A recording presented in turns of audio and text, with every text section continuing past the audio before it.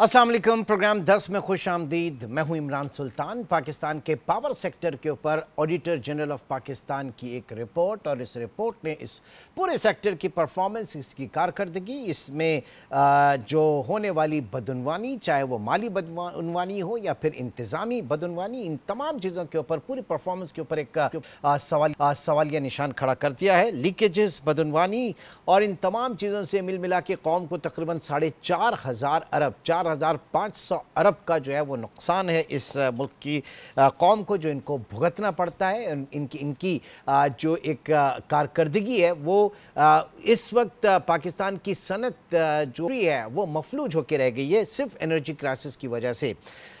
इस रिपोर्ट, इसके मंदरजात, इसके फाइंडिंग्स को हम डिस्कस करेंगे। हमारे साथ मौजूद हैं फ़रत अली साहब, जो कि साबिक सदर हैं OICCI, overseas investor chamber of commerce and industry के, और लाहौर स्टूडियो में हमारे साथ मौजूद हैं। बहुत शुक्रिया सर आपके वक्त का। सबसे पहले जानना चाहूँगा कि क्या मेजर फाइंडिंग्स हैं ऑडिटर जनरल पाकिस्तान की इस रिपोर्ट में पावर सेक्टर के हवाले से? ये जो ऑडिटर जनरल ऑफ पाकिस्तान ने रिपोर्ट पब्लिश की, पहले तो मैं इनको कम्प्लीमेंट करना चाहता हूँ कि इतने ट्रुथ के साथ और इतनी डिटेल में 450 सफ़ों की इनकी रिपोर्ट है, और एग्जैक्टली वो चीज़ें आइडेंटिफाई की हैं बग़ैर किसी झिझक के, जो कि हमारे पावर सेक्टर में प्रिवेलिंग है। और इसमें नॉन रिकवरीज है, ओवर पेमेंट है, poor asset and financial management है, इम्बैलिसमेंट है, थेफ्ट है, फ्रॉड है, ओवर बिलिंग है। हर चीज़ जो कि गलत हो रही है वो इस रिपोर्ट में मौजूद है। My compliment to auditor general of Pakistan for coming up with such a transparent report. अच्छा, अब इसका इफेक्ट क्या है और कॉन्सिक्वेंसेस क्या हैं? सारी चीज़ें, ये जो आपकी 4.3 ट्रिलियन का लॉस हो रहा है उस वक़्त कौम को, जिस वक़्त all our hands are stretched out to the lender कि जी हमें बेल आउट करें हमारी फाइनेंशियल क्राइसिस से, तो इन हालात में ये लॉस अनएक्सेप्टेबल है। और ये बॉयल डाउन करता है 3-4 चीज़ों पे। एक तो ये पॉइंट करती है रिपोर्ट कि जो हमारा पावर सेक्टर है वो टोटली रडरलेस है, उसकी सिमत का किसी को नहीं पता है किस तरफ जाना है और कहाँ जाना है। दूसरा, मिस गवर्नेंस और इनकम्पिटेंस है। हम बात करते हैं कौम की IPPs के कैपेसिटी पेमेंट की, लेकिन सबसे बड़ी जो प्रॉब्लम है वो पावर सेक्टर में वो मिस गवर्नेंस और इनकम्पिटेंस है। अब कैपेसिटी पेमेंट का ही आप ले लें, जिसके पीछे हम लोग पड़े हुए हैं, और मैंने सुना है, आज रिपोर्ट पढ़ी है कि 50 से 60 एक्सपर्ट बैठे हुए मिनिस्ट्री में जो IPPs के पावर परचेज एग्रीमेंट देख रहे हैं। तो मेरा ख्याल है इतने लोग अब इसके लिए भी बिठा दें, जो AGP मैंने रिपोर्ट लिखी है उसको डिकोड करके उसको इम्प्रूव करें। अब हमारे यहाँ आप किसी किस्म का रिफॉर्म ले आएँ पावर सेक्टर में, वो नहीं चलेगा जब तक इंटेंशंस क्लियर ना हो और इंटेंशन नेक ना हो। अब फ्री फ्रॉम हमारी जितनी भी प्रैक्टिसेस हैं। फरत साहब, मैं सिर्फ ये जानना चाह रहा हूं कि IPPs के साथ इस मुआहदे करना, ये वन साइडेड एग्रीमेंट जिसके बेनिफिशियरी पाकिस्तान में सिर्फ और सिर्फ IPPs नजर आ रहे हैं, ये इस तरह के मुआहदे खुद कितनी बड़ी इनकम्पिटेंसी जो है वो जाहिर करते हैं इस वक्त? कितना बड़ा कैपेसिटी कंस्ट्रेन है खुद हुकूमत के अंदर, ब्यूरोक्रेसी के अंदर? देखें जी, IPPs में बिल्कुल ये वन साइडेड तो थे, लेकिन उस वक़्त आपका हपको का एक मॉडल बना था, उसी को सबने फॉलो किया कन्वीनियंटली। वो तो खैर अब टाइम गुजर गया, उस पे जाने का कोई फ़ायदा नहीं। लेकिन इसको थोड़ा सा मैं AGP से थोड़ी सी 2 मिनट के लिए IPP की बात करता हूँ, फिर मैं AGP पे आऊँगा। इसमें कोई मुल्क में हमारे हैं 26 IPPs। अच्छा, ये सारे लॉसेस जो प्राइवेट सेक्टर के IPPs हैं उनके भी हैं। दूसरा, जो गवर्नमेंट ऑपरेटेड पावर प्लांट्स हैं उधर भी हैं। फिर थर्ड कोल के और चाइनीज़ के कोल पावर प्लांट है, वहाँ से भी कैपेसिटी पेमेंट की का वो शामिल हो रहा है। तो ये 4-5 सेक्टर्स हैं, ये सिर्फ प्राइवेट सेक्टर की के ये नहीं है आपके जो कैपेसिटी पेमेंट के लॉसेस आ रहे हैं। अच्छा, अब आ जाएं आप systems of checks and balances. इस वक्त भी पावर सेक्टर की में सिस्टम्स और प्रोसेसेस हैं जिसको फॉलो किया जाए तो ये सारे आपके इनके पास सिस्टम्स हैं, रिकवरीज के, एसेट मैनेजमेंट के, प्रोक्योरमेंट के। लेकिन मसला ये है पॉलिटिकल एक्सपेंडेंसी और वेस्टेड इंटरेस्ट की वजह से ये सारे सिस्टम एंड प्रोसेसेस बाईपास हो जाते हैं। प्रोसेस आपके रूल्स में है पावर सेक्टर में कि जो जहाँ पे कोई लॉस हो उसको इन्वेस्टिगेट करो, कोई इन्वेस्टिगेट नहीं करता। हाँ। जहाँ पे आपका मैल प्रैक्टिसेस हो उसको इन्वेस्टिगेट करो। ठीक है। नहीं तो सर, आपने आपने बड़ी तारीफ तो कर दी इस वक्त इस एजीपी रिपोर्ट की, लेकिन के ऊपर अगर अमल दरामद ना हो तो फिर फायदा क्या? क्योंकि हम देख रहे हैं कि कल कैसर बंगाली साहब जो हैं वो भी मुस्ताफी हुए। हुकूमत की एक ऑस्टेरिटी कमेटी बनी थी, फिर उनकी राइट साइजिंग कमेटी थी, अखराजात में कमी की कमेटी थी। तो ये कुछ निशानदेही उन लोगों ने भी की, लेकिन वो मुस्ताफी हो गए। हुकूमत पता नहीं क्या चाह रही है इस वक्त। देखिए जी, इसका सलूशन ये है, आप कोई भी रिफॉर्म ले आए, जब तक इसमें से आप 3 चीज़ें नहीं निकालेंगे। एक तो पॉलिटिक्स निकालें, हाँ। एक वेस्टेड इंटरेस्ट निकालें, एक मिनिस्ट्रियल और ब्यूरोक्रेटिक कंट्रोल हटाएं।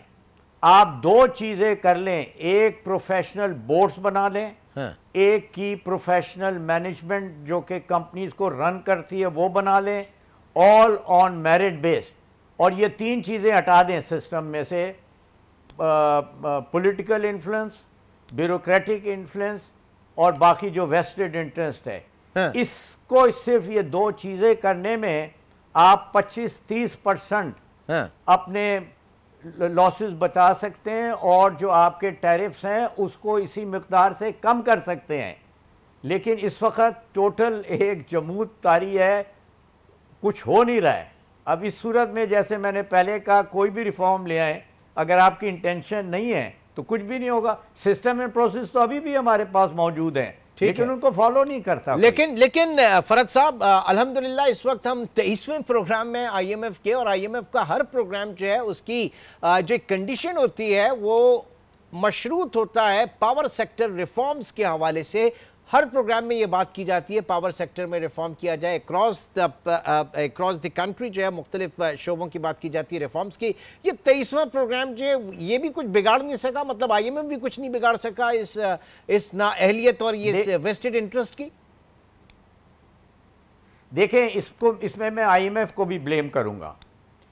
अच्छा। वो आईएमएफ ये तो बाइंडिंग कंडीशन लगा देता है कि जी आप सब्सिडीज नहीं देंगे और जो आपका सलूशन है लॉसेस का वो आप टैरिफ इंक्रीज करते जाएं। वो गवर्नमेंट को भी बड़ा सूट करता है, इनको कोई करना ही नहीं पड़ता। तो ये जो मेन फ्लॉज हैं सिस्टम्स में उसको वो इग्नोर कर रहे हैं। आईएमएफ भी कंडीशन लगा दे, जब तक तुम ये लॉसेस कम नहीं करते, एम्बेलिशमेंट कम नहीं करते, तुम रिकवरीज इस लेवल पे नहीं लाते हो, तुम रिसीवेबल इस लेवल पे नहीं लाते हो, हम तुम्हें नहीं देंगे लोन। वो कंडीशन कहीं नहीं है। कंडीशन सिर्फ ये आप सब्सिडी बिल्कुल ना दें और टैरिफ इंक्रीज करके अपने लॉसेस कवर करते रहें। हाँ। इसीलिए आपके टैरिफ ऊपर, मतलब रेवेन्यू टारगेट्स आप बढ़ा दें, रेवेन्यू टारगेट्स आप बढ़ा दें, इस तरह की बातें की जाती हैं तो वो अल्टीमेटली आप रिग्रेसिव टैक्सेशन के ऊपर चले जाते हैं। ये इस्लाहात का सिर्फ नाम होता है, लेकिन उनके ऊपर कोई दबाव नहीं होता आईएमएफ की तरफ से भी। बिल्कुल कोई दबाव नहीं होता है। इसको ये आप कहीं से भी देख लें, कहीं जगह किसी जगह ये बाइंडिंग आईएमएफ की कंडीशन नहीं है जो आपकी बाकी जगह है कि जी हम आपको लोन नहीं देंगे जब तक आप ये चीज़ें नहीं करेंगे। वो बाइंडिंग चीज़ें जो हमारी गवर्नेंस के इश्यूज हैं उसमें कहीं नहीं है। ठीक। अच्छा, अब ये इस रिपोर्ट में तस्करा किया है आपने कि जनाब ये जो डिस्कोस हैं, डिस्ट्रीब्यूशन कंपनीज हैं, सिर्फ इनके 2,500 अरब तो इनके ही वाजिबुल अदा है। अगर वो वहाँ से उनसे रिसीव कर लिया जाए तो सिस्टम ज़रा थोड़ा सा जो फाइनेंशियल एक बर्डन है वो काफ़ी कम हो सकता है। कौन करेगा? नहीं, बहुत कम हो सकता है। उसमें देखें जी, आपके जिस वक्त ही आप डिस्कोस के पैसे नहीं आते हैं तो आप आईपीपीज को नहीं दे सकते। आईपीपीज जो अपनी रिसीवेबल होती है उस पर अच्छा खासा इंटरेस्ट चार्ज करती है, ये सारा जाता है सर्कुलर डेट की तरफ। अगर ये डिस्कोज अपने रिकवरीज करें, लॉसेस को कम करें, चोरी को कम करें, वो पैसा आप आईपीपीज के जो ड्यूज हैं उनको तो वो तो लीगल फ्रेमवर्क में आता है ना, वो तो उनको आपको देने पड़ेंगे। सही, वो दें तो आपके इंटरेस्ट में कम हो जाएंगे। तो ये तो एक साइकिल चला हुआ है ना कंप्लीट इनकम्पिटेंस का। सवाल फिर वही है सर, ये सही कैसे होगा, कौन करेगा? ये मैंने आपको कहा ना, ये सही दो चीजें हैं बड़ी सिंपल। हाँ, प्रोफेशनल बोर्ड्स लगाएं जो एंटिटीज की हैं, प्रोफेशनल की मैनेजर लगाएं, ऑल बेस्ड ऑन मेरिट, और इसमें से आप पॉलिटिकल इन्फ्लुएंस हटाएं, इसमें से वेस्टेड इंटरेस्ट हटाएं। कैसे हटाएंगे सर? पॉलिटिकल इंटरेस्ट आप कैसे हटा सकते हैं? आप अपने जरा पीआईए का हाल देख लें, स्टील मिल का हाल देख लें, आप और इदारों का हाल देख लें। हमने तो सियासी भर्तियां कर करके बेड़ा गर्क कर दिया अपने इदारों का। भाई नहीं हटाएंगे तो फिर यही चलेगा, स्ट्रीट प्रोटेस्ट होंगी, सिविल डिसोबीडियंस होगी, फिर तो कॉन्सिक्वेंसेस तो आप देख लें ना, फिर तो रोड पे डिसाइड होता है। अभी पहिया जाम थी, कितना लॉस हुआ है मुल्क को 2-3 दिन पहले ही। फिर ये सीक्वेंस चलती रहेगी, क्योंकि देखें इस टैरिफ पे ना इंडस्ट्री चल सकती है, सारे इंडस्ट्रियलिस्ट है सेट दैट, ना कंज्यूमर पे कर सकता है इस टैरिफ को, फिर non payment of electricity bills होगा। तो ये तो हर हालत में करना पड़ेगा। दो चांसेस हैं, या इसको आप प्रोटेस्ट के थ्रू, प्रेशर के थ्रू करें जैसे कश्मीर में किया था, आप लेके आए, लेकिन या आप फिर अपने जो कॉम्पिटेंस लेके आए। बड़ी आसान चीज़ है, इतनी आसान चीज़ है जो कि आप 1-2-3 महीने में कर सकते हैं, लेकिन वो अगर आप नहीं करेंगे तो यही सूरत हाल रहेगी। ठीक है, यानी इसके लिए एक अज़्म की ज़रूरत है। There is a will, there is a way. सारी चीज़ें बेहतर, लेकिन उसमें से जो पॉलिटिकल इंटरेस्ट, पॉलिटिकल इंटरफेरेंस है, इसको निकालना होगा। इनकॉम्पिटेंसी जो है इसको ख़त्म करना होगा। मेरिट के ऊपर लोगों को लाना होगा, और मेरिट के ऊपर आपने प्रोफेशनल बोर्ड्स बनाने होंगे। बहुत बहुत शुक्रिया। फ़रद अली साहब हमारे साथ मौजूद थे इस अहम तरीन नुक्ते पे, इस अहम तरीन जो रिपोर्ट है ऑडिटर जनरल पाकिस्तान की पावर सेक्टर के हवाले से, इस पर अपने कमेंट्स दे रहे थे। एक ब्रेक, और ब्रेक के बाद बात करेंगे पीआईए की प्राइवेटाइजेशन, जो कि अक्टूबर में कहा जा रहा है कि ये प्राइवेटाइज होने जा रहा है। क्या क्या मामला हैं, जानेंगे एक छोटे से ब्रेक के बाद।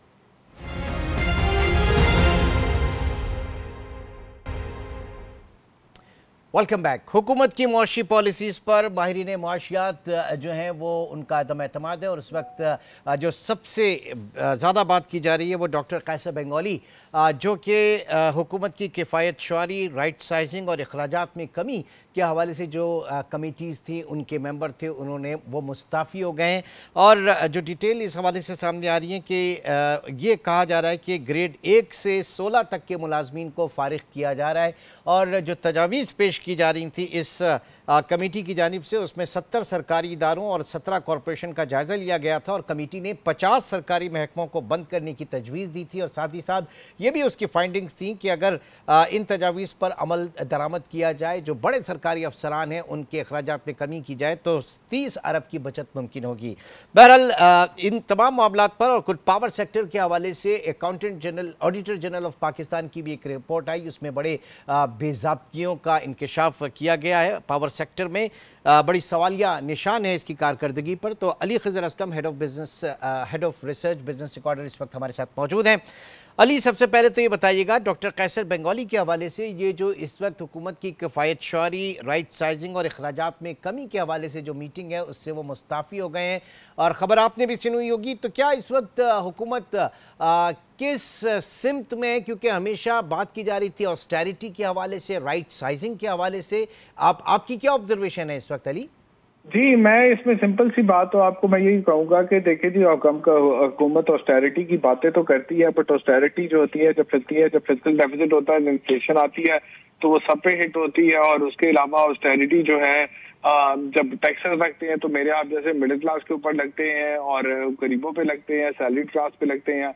और जब बात होती है कि ब्यूरोक्रेट्स की या मिलिट्री एस्टेब्लिशमेंट की या हुकूमत की और एहलकारों की, जब उनके ऊपर ऑस्टेरिटी की, तो वहाँ पे कोई काम नहीं होता। और वहाँ पे भी जब ऑस्टेरिटी की आती है तो आपने फिर जैसे बात की ग्रेड 1 से 16 के ऊपर आती है, तो फिर अगर कोई अच्छा आदमी इसमें काम करना चाह रहा है तो वो रिजाइन नहीं करेगा। कि जो ब्यूरोक्रेसी है, चाहे वो मिलिट्री हो या सिविल ब्यूरोक्रेसी हो, वो रिफॉर्म्स ऐसे रिफॉर्म नहीं करना चाहती जिसमें वो खुद को रिफॉर्म करे। और जब तक वो खुद को रिफॉर्म नहीं करेंगे ये मुल्क ठीक नहीं होगा। और वो नहीं करते जाते तो उसकी वजह से जो है कोई भी प्रोग्राम नहीं चलेगा। आप इसके अलावा स्टीफन डकन जो है एक इंटरनेशनल इकोनॉमिस्ट, उन्होंने भी इसी किस्म की कोई एक राय अपनी दी थी कि भाई आप जरा अपना हुकूमत अपना साइज कम करे और अपने आप को रिड्यूस करे।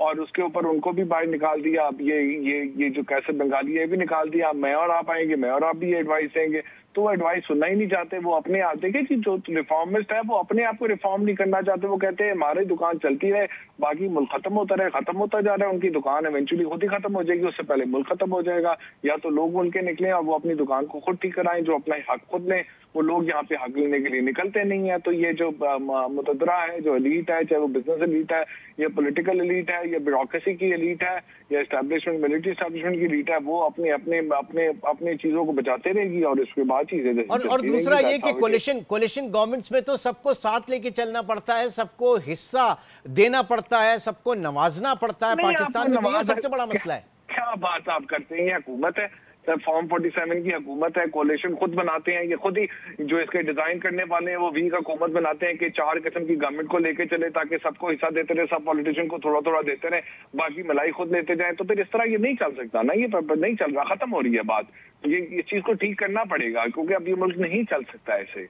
ये मुल्क को ठीक करना पड़ेगा। वो आप अपने मसले अपनी अपनी चीजें खुद लेके चलते रहेंगे, कहाँ चलेगा ऐसे फिर? ठीक है, बिल्कुल बिल्कुल सही आपने कहा। अब जरा आ जाते हैं, ये जो कहा जा रहा है और हमेशा से एक बेंचमार्क होता है कि हुकूमत का काम कारोबार करना नहीं बल्कि कारोबार कंड्यूसिव माहौल फराहम करना होता है, पॉलिसीज फराहम करना होता है। तो जनाब अक्टूबर में पाकिस्तान इंटरनेशनल एयरलाइन प्राइवेटाइज होने जा रही है। 75% उसके जो शेयर्स हैं वो प्राइवेटाइज होने जा रहे हैं। 3 कंपनीज को जो है, बल्कि 6 कंपनीज को, 3 कंपनीज और एक कंसोर्शियम है, उसको उसने प्री क्वालिफाई भी कर लिया है। और जो कामयाब बिडर होगा, जो पार्टी टेक ओवर करेगी, 3 साल इब्तदाई 3 साल में $50 करोड़ की इन्वेस्टमेंट भी उसको करना होगी। तो किस तरह से नजर आ रहा है ये अक्टूबर में आपको पीआईए की प्राइवेटाइजेशन होती हुई नजर आ रही है? अली नजर आ रही है पीआईए के अंदर एक दो लोकल पार्टीज उनका इंटरेस्ट है, बट वो बिकेगी ₹1 में मुझे लगता है। और पीआईए के अंदर आज भी बात करते हैं कि जी वो पुराने एम्प्लॉइज को रखेंगे, वो रखें, मतलब हमारे जो जाले हैं इनको रखें, हमारे इन वर्कर्स को रखें और हमारे जो पायलट्स हैं इन सबको रखें। तो ऐसे तो नहीं प्राइवेटाइज होती ना, वो आपका लॉस होता जा रहा है। बहरहाल प्राइवेटाइज किसी तरह इस तरह होगी, ₹1-8 में होगी और आगे इन्वेस्टमेंट आएगी, अच्छी बात आ जाए। बट हालात मुझे इतने ऐसा अच्छे नहीं लग रहे। ₹1-8 वो जो टोकन प्राइवेटाइजेशन होती है वो आप कह रहे हैं? ₹1 या ₹100 की, हाँ, इससे ज्यादा पैसे नहीं मिलते। मेरे ख्याल में इससे ज्यादा पैसे नहीं मिलते। ये कोई लेने बड़ी बात है, बस इतनी बड़ी बात है। नहीं तो हुकूमत के लिए ये अभी जो हम बात कर रहे हैं कि जनाब इसमें 50 करोड़ इसकी डॉलर की इन्वेस्टमेंट होगी और फिर उसके बाद जो इसकी जो फिगर्स हैं, फैक्शन फिगर, इसका लॉस जो है 2015 से अब तक 499 अरब का इसको लॉस हो चुका है। सिर्फ पिछले साल का खसारा 75 अरब का है। तो फिर हम क्या करेंगे जब ये ₹1 में आप कह रहे हैं टोकन जाएगी, कोई इसको लेने के लिए तैयार नहीं है? तो फिर दीगर जो हमारे वो आगे जाके खसारे कम होंगे। आप यही बात है ना कि आपने काफी डेट तो निकाल लिया, कुछ डेट इस पे छोड़ दिया, तो आगे जाके खसारे कम होंगे, यही साइंस है। और जितने खसारे कम हो जाए उतनी अच्छी बात है। नहीं तो आप ये चाह रहे हैं कि फौरी तौर पे जान छुड़ा ली जाए, जो हमारे लॉस मेकिंग एंटिटीज हैं इसी तरीके कीमत पर भी वो जाएं, लेकिन फिर उसके बाद क्या होगा? ये इदारे खत्म तो नहीं होने, अगली पार्टीज भी तो उनको चलाएंगी ना। अब वो कैसे चलाएंगे ये तो हमें पता चलेगा, बट यू आर राइट कि ये जान छुड़ाने वाली बात है। तो इसमें जो सियासी हुकूमतें जो आप हार्ड कोर इकोनॉमिक डिसीजंस पे पॉलिटिकली कॉम्प्रोमाइज करती हैं, आप समझ रहे हैं कि इतनी आसानी से हो जाएगा? ये लेबर यूनियन हर सियासी जमात की मौजूद है, पीआईए के अंदर ये करने देगी? यही तो प्रॉब्लम है, जिस तरह जो स्टेरिटी उधर नहीं आती यहाँ पे भी नहीं आती तो चीजें मुश्किल होंगी। बट आपके पास रह नहीं गया भाई, ये सब की कॉस्ट मैं और आप अपनी इन्फ्लेशन से पे कर रहे हैं, मैं और आप हाई टैक्सेस से पे कर रहे हैं।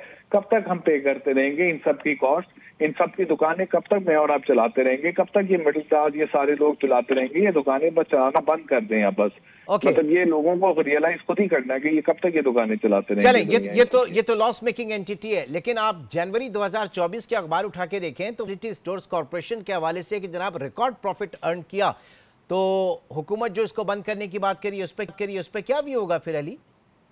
ख्याल में तो ये यूटिलिटी स्टोर का मुझे कॉन्सेप्ट ही नहीं समझ आता है। ये क्यों है भाई? आपने जो है आप इसको प्राइवेट सेक्टर को देने दें, प्राइवेट सेक्टर हर चीज को चलाए और वहीं से वो कारोबार लेके चले। जहाँ पे आपने किसी को सब्सिडी देनी है डायरेक्ट पैसे उसकी जेब में दे और वो लेके चले। यूटिलिटी स्टोर के ऊपर जाके लोग अपनी गाड़ियों में से ड्राइवर को बेचते हैं और वो लगाते हैं, वहां पे कितने उतना इंसाफ मिलता है, किस तरह से चीजें होती है। तो मुझे तो यूटिलिटी स्टोर चलने की कभी समझ ही नहीं आई कि क्यों चलते हैं। मेरे ख्याल में तो होनी नहीं चाहिए।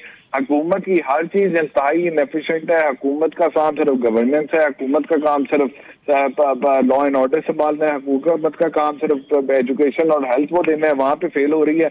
ये पीआईए यूटिलिटी स्टोर ये कहाँ ये चल पाएंगे? और मतलब आप प्राइवेट सेक्टर को चलाने दें उसको चले तो फिर बड़ी अच्छी फिर तो अच्छी बात है। फिर तो आपको मुतमईन होना चाहिए कि अगर पीआईए से जान छुड़ाई जा रही है, लॉस मेकिंग एंटिटीज से जान छुड़ाई जा रही है, तो फिर मजबूत कदम हुआ। इसके अलावा चारा कोई नहीं है सर, यही तो बात है। बहुत बहुत शुक्रिया। Ali Khazar Aslam, head of research Business Recorder हमारे साथ मौजूद थे। एक छोटा सा ब्रेक और ब्रेक के बाद हम बात करेंगे इस वक्त पाकिस्तान में जो ट्रेडर्स हैं और बिलखुसूस कराची की बात करें, कराची में जोड़िया बाज़ार की अगर बात करें तो वहाँ पे के जो ट्रेडर्स हैं वो हुकूमती पॉलिसीज़ के ख़िलाफ़ सरापा एहतजाज हैं। जो 2.5% का विदहोल्डिंग टैक्स है इस वक्त जो दालों और दीगर अजनास के ऊपर लगाया जा रहा है, उसके ऊपर उन्होंने धमकी दी है कि अगर हुकूमत ने ये इक़दाम वापस ना लिया तो इम्पोर्ट बंद कर दी जाएगी। और इस वक्त रिपोर्ट्स ये हैं कि पाकिस्तान में या मार्केट में कहें कि सिर्फ 1 महीने की अजनास जो है उनका ज़ख़ीरा मौजूद है। क्या सूरत हाल है, जानेंगे एक छोटे से ब्रेक के बाद।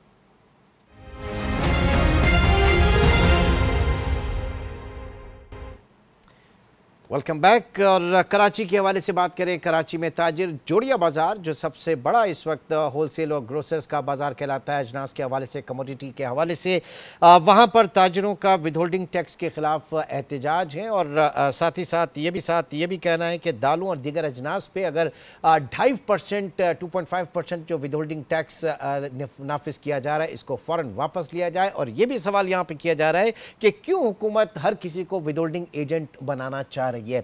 और ऐसे में कुछ ये भी खबरें हैं कि इस वक्त 70% ताजिरों ने इंपोर्ट रोक दी है और मार्केट में इस वक्त सिर्फ 1 महीने की सप्लाई रह गई है। क्या हालात हैं, जानेंगे अब्दुल रऊफ इब्राहिम साहब से जो कि कराची होलसेल ग्रोसर्स चेयरमैन है, हमारे साथ मौजूद हैं। हाजी साहब, बहुत शुक्रिया आपके वक्त का। क्या मामलात हैं? इससे पहले याद है हमें कि जब डॉलर एलसीज के हवाले से हुआ था तो काफ़ी मुतारिक थे आप, काफ़ी सरगर्म थे। आज के जो मामलात है इस पे बताइएगा, क्यों इतनी बेचैनी इस वक्त पाई जा रही है? हुकूमत जो है वो विदहोल्डिंग एजेंट आप लोगों को बना रही है, 2.5% एडिशनल जो है वो दालों के ऊपर, चावल के ऊपर और दीगर कमोडिटीज़ के ऊपर टैक्स नाफिज करना चाह रही है। हुकूमत क्या चाह रही है और आप क्या चाह रहे हैं?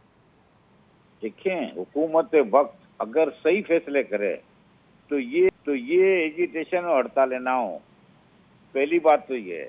देखें, ऑलरेडी टैक्स इंपोर्टर अदा कर रहा है 2.5%, 3.5% टैक्स, जो टैक्स में सालाना टैक्स होता है उसमें 3.5% एडवांस टैक्स कट जाता है। इंपोर्ट करते हैं तो कट जाता है। इसके बाद सालाना रिटर्न भी दाखिल करते हैं हम लोग। और प्रोविजनल टैक्स 2%, 5.5%, इसके ऊपर 2.5% फिर लगा दिया गया है विथ होल्डिंग टैक्स। अब उसमें दस्तावेजात मांगी जा रही हैं कि अगर आपने दस्तावेज ना दी तो आपको 2.5% लगेगा और दस्तावेज देंगे तो 0.1 लगेगा। अब मुझे आप बताएं कि हम विथ होल्डिंग एजेंट क्यों बने? ये एफबीआर का काम है या हमारा काम है? पहले तो ये बताएं, हमको एजेंट क्यों बनाया जा रहा है? मुझे तो यही बात आज तक हजम नहीं हुई कि ये क्यों। अब 2.5% जब यहाँ हम इम्पोर्ट पे लेंगे जब एक्स्ट्रा, तो फिर होलसेल पे जाएगा। जाहिर सी बात है वहाँ भी आपको नहीं, लेकिन हाजी साहब हुकूमत तो यहाँ पे डॉक्यूमेंटेशन, सर जी हुकूमत पे जाएंगी दालें बनने, नहीं, हुकूमत तो डॉक्यूमेंटेशन के हवाले फिर से आप जाएंगे रिटेलर पे तो वहाँ 2.5% और ब्रांडेड जो थैलियों में पैक होता है उस पर 18% GST ली जाएगी। देखिए एसेंशियल आइटम दाल, चावल, चीनी, आटा, ये बेसिक खुराक है। अगर आप कोई भी कहे कि इस महंगाई के दौर में ये इसका इम्पैक्ट जाके आएगा रिटेल पे डायरेक्ट कंज्यूमर, तो वो 25% और इजाफा हो जाएगा, जो ऑलरेडी इजाफा हो चुका है बहुत ज्यादा। अगर आप इसको आटे को भी देख लें तो आटा एक बेसिक खुराक है। अगर वो अपनी रोटी पानी से खाना चाहता है तो उसके ऊपर भी 2.5%। ये देखें एसेंशियल आइटम कभी भी 75 साल, लेकिन हाजी साहब आपकी बात बिल्कुल सही है, लेकिन एज यू सेड कि जनाब अगर डॉक्यूमेंटेड है तो 0.1% है, डॉक्यूमेंटेड नहीं है तो 2.5% है। तो हुकूमत का जो एक सोच है वो इकोनॉमी को डॉक्यूमेंट करने के हवाले से है, फाइनेंशियल इंक्लूजन के हवाले से है, मईशत को दस्तावेजी सूरत में ढालने के हवाले से है। इस तरह तो अगर कोई 5% भी कर दें और वहां पे कोई फर्क नहीं पड़ेगा क्योंकि इकोनॉमी डॉक्यूमेंट नहीं है हमारी। देखिए आपने बिल्कुल वजह फरमाया, हमारी इकोनॉमी डॉक्यूमेंट नहीं है। ये FBR का इदारे का काम है या हमारा काम है, मुझे पहले से ये बता दें। तो सर ये FBR आप ही लोगों से तो आगे बढ़ के लेगा कि डॉक्यूमेंट करें, ताजिरों से तो करवाएगा, और किससे करवाएगा, मुझसे थोड़ी करवाएगा। मेरी बात आप पहले सुने। जब आप इसको एसेंशियल आइटम जो बेसिक आइटम होते हैं उनके ऊपर टैक्सेस की और भरमार करेंगे तो महंगाई के अलावा तो कुछ नहीं मिलना है। अगर आप ये समझ रहे हैं कि हम दस्तावेजात हम बनवा के दें, उनके शनाख्ती कार्ड हम जमा करें, तो ये तो मुमकिन ही नहीं है।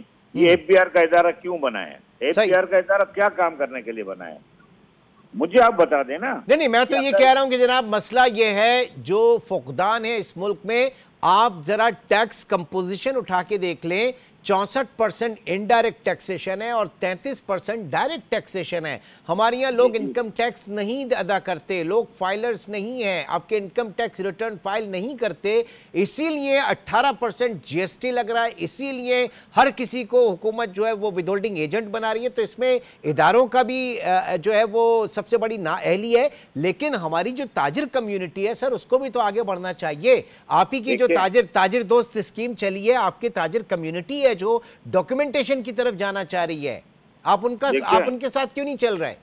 देखिए आप समझें, अभी 60,000 रुपए अभी टैक्सीज आना शुरू हुए, यकीनन आपको पता होगा। 3 रोजा हड़ताल पहले की मैंने, और फिर इसके बाद ये पाकिस्तान बेस पे हड़ताल हुई, फिर आज कल हड़ताल हुई।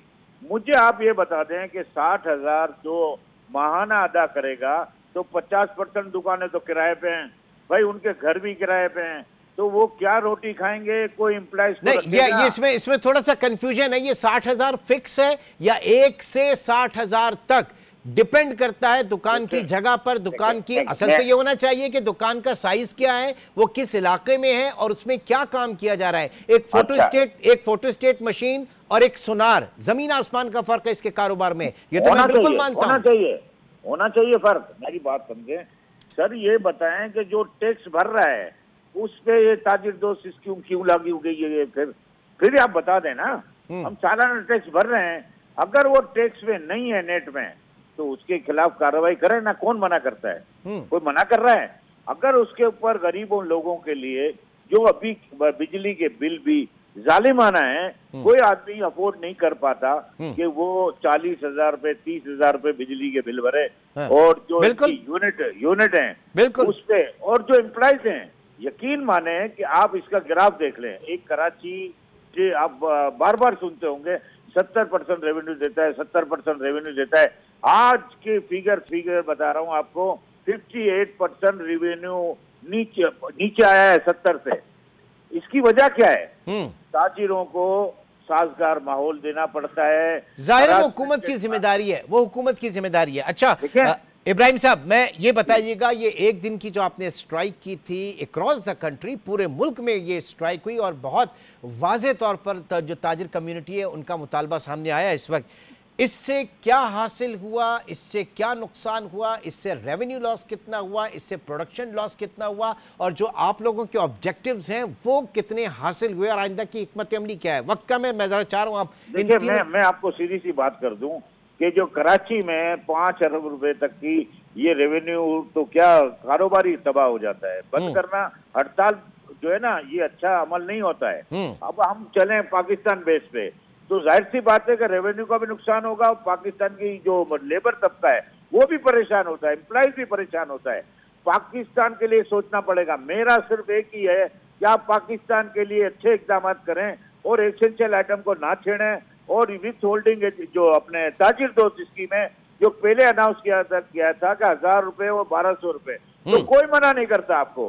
आप उसको फिर उसको चेक करते कि इसका कवर्ड एरिया क्या है, क्या लवाजमात है, ये सुनार की दुकान है तो ये क्या है, फोटो स्टेट की है, दोनों बराबर नहीं हो सकते। एग्जैक्टली यानी हम बराबर नहीं हो सकते। हम भी यही कह रहे हैं जनाब, एक 10 बाय 12 की शॉप अगर वो औरंगी टाउन में है तो वो उसकी क्या वैल्यू है, वो अगर जमजमा पे है तो उसकी क्या वैल्यू है, और उसमें अगर फोटोकॉपियर खाली प्रिंट हो रही है तो उसकी क्या काम है, उसको वो अगर किसी बहुत ही अच्छी जगह पे कोई बहुत बड़ा काम हो रहा है, तो ये सारा मसला ही अनडॉक्यूमेंटेड इकोनॉमी का है। खुदारा इसको आप लोगों के ऊपर भी बहुत भारी जिम्मेदारी है। ये बताइए, ताजिर दोस्त स्कीम जो है इसको आप किस तरह से देख रहे हैं, और आप समझ रहे हैं क्योंकि आप हुकूमत इसको भी आगे बढ़ाने की कोशिश कर रही है, तो क्या बेहतर होना चाहिए उसमें? देखें, जो इम्प्लीमेंट कराने के इदारे हैं वो खामोशी से एसी के कमरे में बैठते हैं, तो वो इम्प्लीमेंट नहीं करवा सकेंगे। इसकी वजह यह है कि इनको यही पता नहीं है कि सुनार कौन है, कि फोटोकॉपी वाला कौन है, कि लालू खेत पे कितनी दुकान है, इनको कोई समझ नहीं है। सिर्फ एक चीज को बस टैक्स टैक्स टैक्स, इससे मसाइल हल नहीं होते। जहां से टैक्स लेना है वहां से टैक्स लें। जो टैक्स अगर आपको लग रहा है कि ताजिर दोस्त स्कीम में इसका 1000 रुपए होना चाहिए तो उसका 1000 रुपए करें, जहाँ 60,000 है तो 60,000 कर दें, लेकिन ऐसा तो नहीं हो सकता कि एक ही लाठी से सबको मारेंगे। सही बात है, बिल्कुल सही। एक ही लाठी से सबको नहीं हाका जा सकता। कैरेट एंड स्टिक पॉलिसी होनी चाहिए, और कोई भी पॉलिसी बनाने से पहले तमाम स्टेक होल्डर्स को ऑन बोर्ड लिया जाए। इसके बगैर आप कोई भी पॉलिसी बना ले वो कामयाब नहीं हो सकती। बहुत बहुत शुक्रिया, हाजी अब्दुल रऊफ इब्राहिम साहब हमारे साथ मौजूद थे। नाज़रीन, आज के प्रोग्राम से इतना ही। इंशाल्लाह आपसे फिर मुलाकात होगी। अपना बहुत ख्याल रखिएगा।